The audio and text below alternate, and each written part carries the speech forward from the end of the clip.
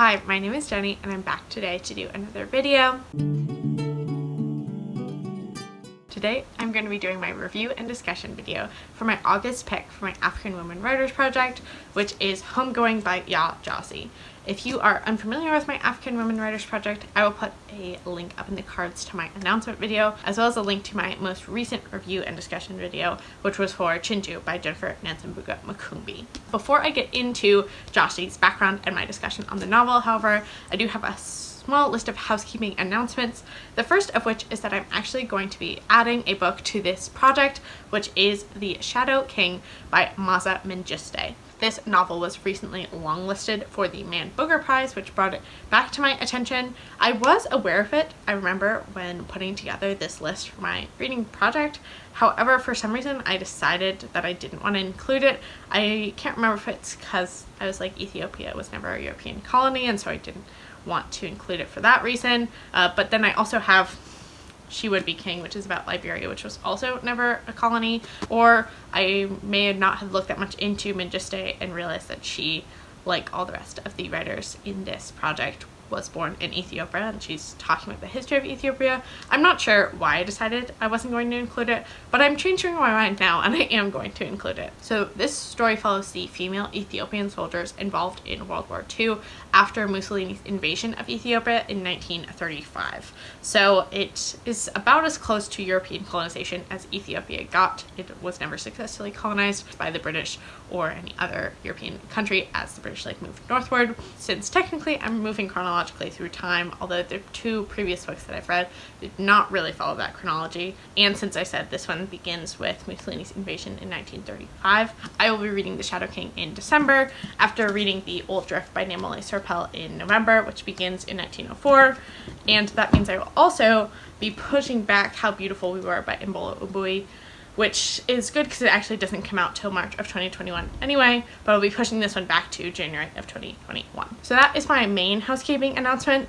As you can see, I don't have a copy of this book yet, but it is coming out in paperback, I believe, in September, so I was planning on getting the paperback when it comes out. But then I also did want to remind everyone, in case you are following along, that She Would Be King by Weyotu Moore is September's pick, so I'll be talking about this one around September 15th.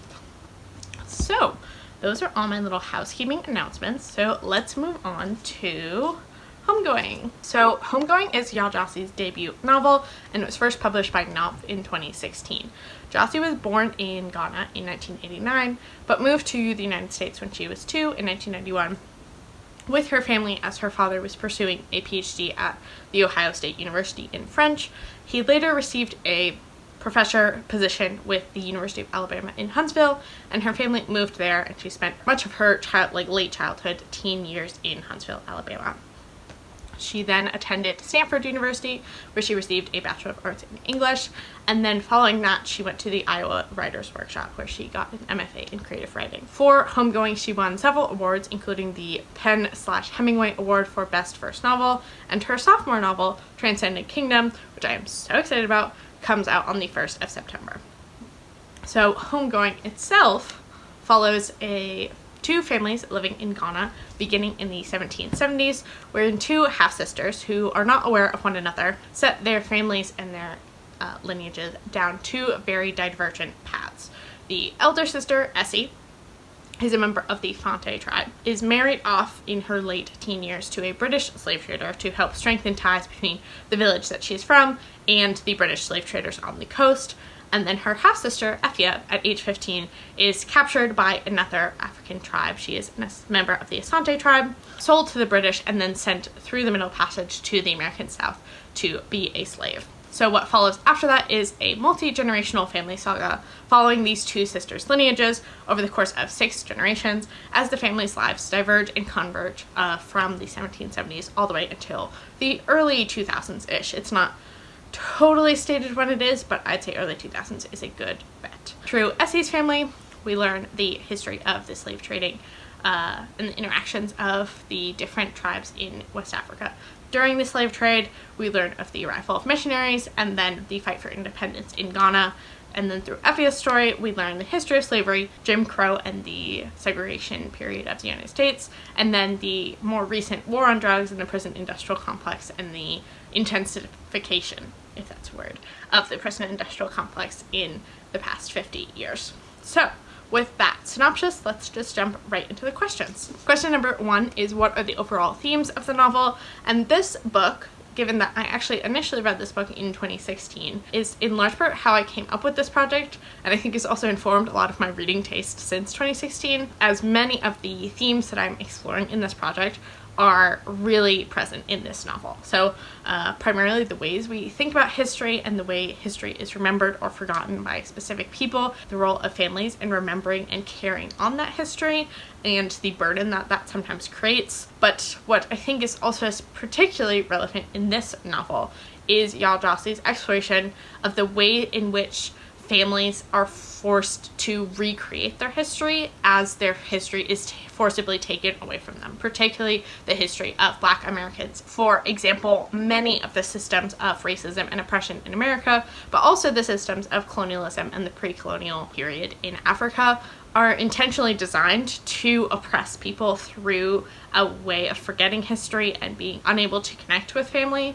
And what is particularly pertinent in this novel is, given its setup of following the different generations, we often, as the reader, are reading a story from a member of the family who is the parent of a child that we will later read about, who that parent will never know that child, nor will they ever be able to hear that story, and yet we as the reader are seeing that story and seeing the impact on the child's life that they have of never knowing that parent and never having that interaction. So there's, I think, 6 different stories in here where the character that we are meeting has never met any of the previous characters. So we as the reader have the knowledge of their previous family's history that they have no idea of what that previous family's history is, which I think is such a powerful way of exploring both the loss that is experienced through racism and the history of oppression and colonialism throughout the Western world, but I think also the trauma that comes with losing that history and losing that part of yourself again and again through different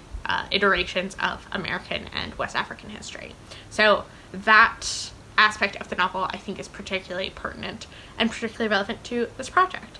Additionally, the novel also talks about, within specific characters, some other themes such as feeling isolated as a African immigrant to a kind of more recent America, given how your experience as an immigrant is very different than that of being a Black person in America who can trace their family back to enslavement. Additionally, there's also many themes about isolation more generally, and also finding solace in others, and the power of kind of forgiveness and rekindling relationships, I think, is also something that is explored a lot in several different characters' narratives. Question number 2 is, how is colonialism and or neocolonialism discussed in the novel? What role does it have in the narrative? And this one, surprisingly enough, does not actually deal that much with the actual colonial period as it's kind of typically defined in Ghana. However, the pre-colonial period and the path through which colonialism manifested itself in Ghana and West Africa more broadly is quite effectively discussed in the novel. So obviously the pre-colonial slave trading period of the West African coast is hugely important in the outcomes of this novel. And it also shows the impact, the long-term and transnational impact of the slave trade as a pre-colonial force. Additionally, we also see one character in the late 1800s find refuge in a Christian missionary, and then her daughter ends up having to deal with the trauma and abuse that she sustained in the Christian missionary, which obviously was a large gateway that the British and other European powers used to enter into Africa and begin to colonize it politically, was to first colonize it religiously. And then we also do see several side characters or allusions to the Anglo-Asante Wars, which were a period of several wars between the West African Asante or Ashanti tribes and the British to fight for control of the land that ended up with the British taking control officially in 1902. This is editing Jenny here. I just wanted to clarify something because I did not explain it very well in this part of the video, which is that the Anglo-Ashanti Wars were a series of wars to determine the control of a specific region of what is now the country of Ghana. So the country of Ghana is actually an amalgamation of 4 different British colonies that all came together in 1957 to become what we now think of as the country of Ghana, but they were 4 different colonies, and the Ashanti colony, which was established by the British as an official colony in 1902, is the colony that was in question during the Anglo-Ashanti Wars, and is also the main region of the country that the different characters live in that we follow in Homegoing. But there are 3 other colonies that now make up Ghana, one of which is actually the Gold Coast colony, and that was established much earlier than the Ashanti colony. The Ashanti colony was one of the last to be established, and then the other one was, I believe, the Northern Territories were also one of the last to be established. They were established in 1901, and then Ashanti was established in 1902. So I just wanted to clarify that because I don't think I made that clear, but that is the specific colony that is not the same as the geographical region of Ghana right now. That was the kind of battlegrounds for the Anglo-Ashanti Wars. So that is just a little clarifying point there. However, from 1902, we pretty much skip until 1948 or so. So we miss much of the actual British colonial period and instead jump to our next character, who is a older man who obviously lived through the colonial period, but his primary focus is on independence and the path to independence. He discusses the Big Six and a few of the other large players in Ghana's independence movement during his section as a historian. Question number 3 is, how are women featured in the narrative? Are they the main characters? Are they side characters? And I would say, given the setup of the novel, beginning with the 2 half-sisters and then continuing through different familial lines, women are featured quite prominently in the narrative, and I would say actually lead the narrative forward. While only 7 of the 14 stories are women, I would say all of the other stories that feature men feature women quite prominently, and women play a large role in how that narrative pans out. And I would also say that the women main characters are often the ones that are the biggest ties to the historical pieces of the story, but also are the characters with the greatest burden of carrying the trauma of the history and of kind of carrying their families and helping their families to survive. So there is definitely a large focus on the ways in which women are tasked with the familial history and therefore history more broadly that I think are explored with great depth in this novel. Speaking of, question number 4 is, how is history, particularly the history of families, discussed?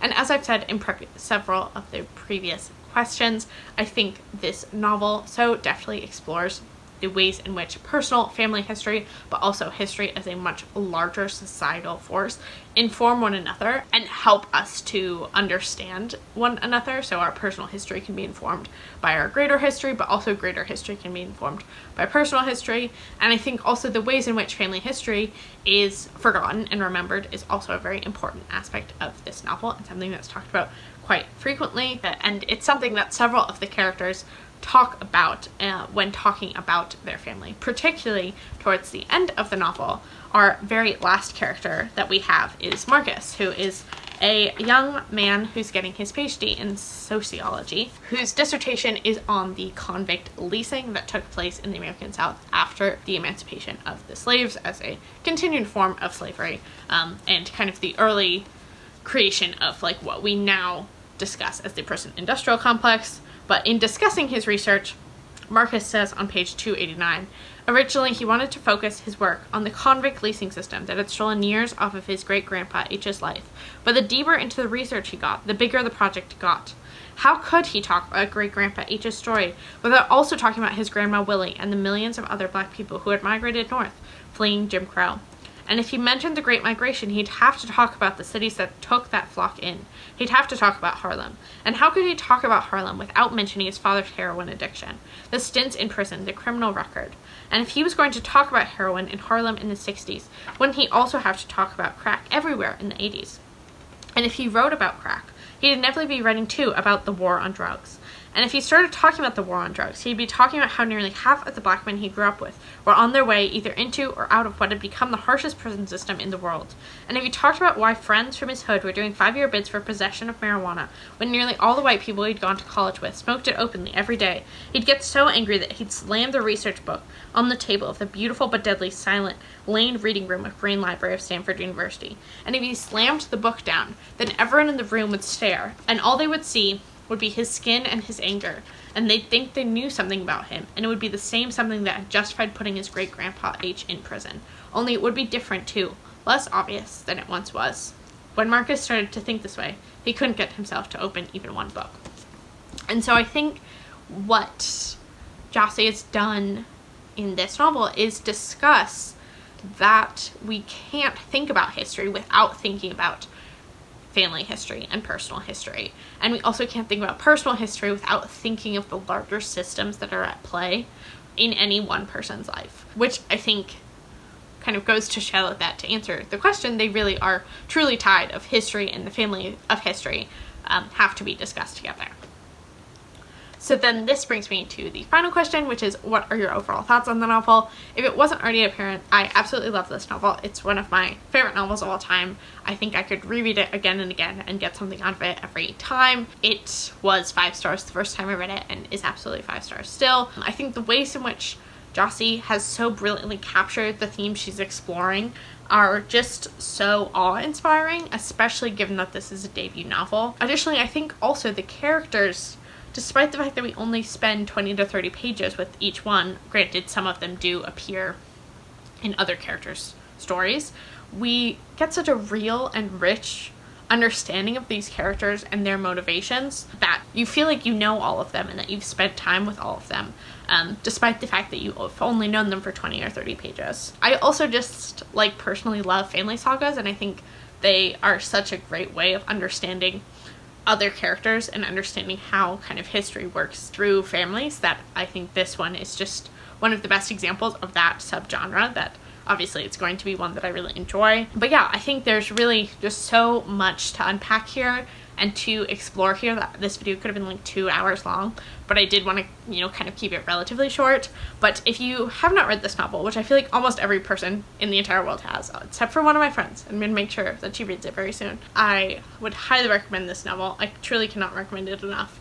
And even if you have read it, I would still recommend a reread, because I think it is so important and it discusses so much and provides such a clear view of the ways in which so much of the discussion surrounding racism in America, how it manifested itself over the course of these several hundred years, I think is explained in such a concise but effective way in this novel that I feel like it should just be required reading for everyone.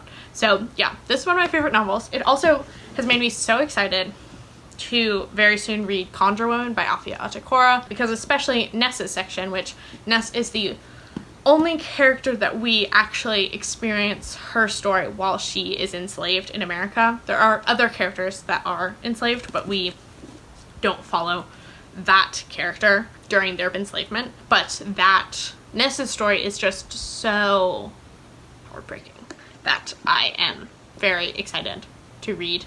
Excited is maybe not the right word, but I'm very highly anticipating reading Conjure Woman. So that is the end of this review and discussion of Homegoing.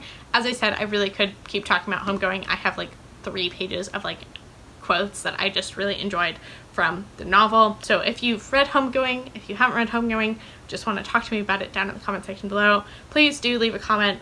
Additionally, if you found my video through this review, hi, my name's Jenny. I'd love for you to stick around and subscribe.